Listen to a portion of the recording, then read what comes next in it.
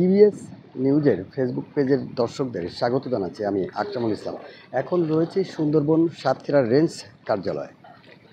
এখানে আপনারা দেখছেন যে ঘূর্ণিঝড়টির কারণে সুন্দরবনের বন অফিস সহ যে সকল পর্যটন কেন্দ্র ছিল সেখানকার ওঠানামা করার যে যেটি সেইগুলো কিন্তু ক্ষতিগ্রস্ত হয়েছে। বন বিভাগের কর্মকর্তাদের মাধ্যমে আমরা দেখেছি বা এটি যে সাতক্ষীরা রেঞ্জ কার্যালয়ের বাস্তব চিত্র আমরা দেখছি। আর পাশেই কিন্তু আপনারা সুন্দরবন দেখছেন, যে ওপারে দেখা যাচ্ছে ওটি মূলত সুন্দরবন।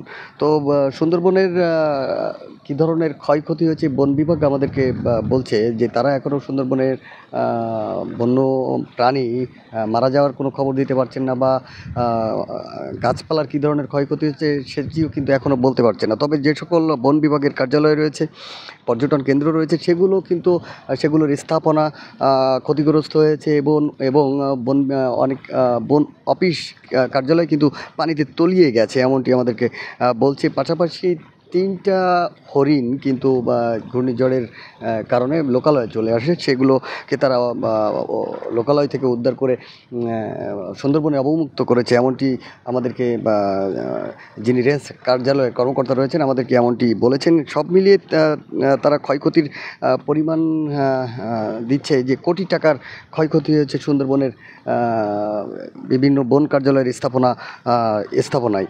তো আর যদি একটু সার্বিক চিত্র আপনাদেরকে জানাতে চাই, সুন্দরবন উপকূলীয় সাতক্ষীরার অঞ্চলে কিন্তু যে প্রশাসন ইতিমধ্যে একটি তালিকা প্রস্তুত করেছে, সেখানে তারা বলছে যে প্রায় 1200 কাঁচা ঘরবাড়ি আংশিকভাবে ক্ষতিগ্রস্ত হয়েছে এবং 276টা ঘর সম্পূর্ণরূপে বিধ্বস্ত হয়েছে। এবং মাছের ঘেরের ক্ষয়ক্ষতির পরিমাণ তারা দেখাচ্ছে যে 200 হেক্টর জমির মাছের ঘের পানিতে ভেসে গেছে, এমনটি তারা বলছে। এবং 600 হেক্টর কৃষি জমির আবাদ নষ্ট হয়েছে, এমনটি তারা কিন্তু একটি তালিকা ইতিমধ্যে প্রস্তুত করেছে। এছাড়া আমরা সুন্দরবন উপকূলের বর্তমান আবহাওয়া পরিস্থিতি কিন্তু স্বাভাবিক দেখছি, বা ধীরে ধীরে কিন্তু স্বাভাবিক যে কার্যক্রম মানুষের সেটি শুরু হতে যাচ্ছে।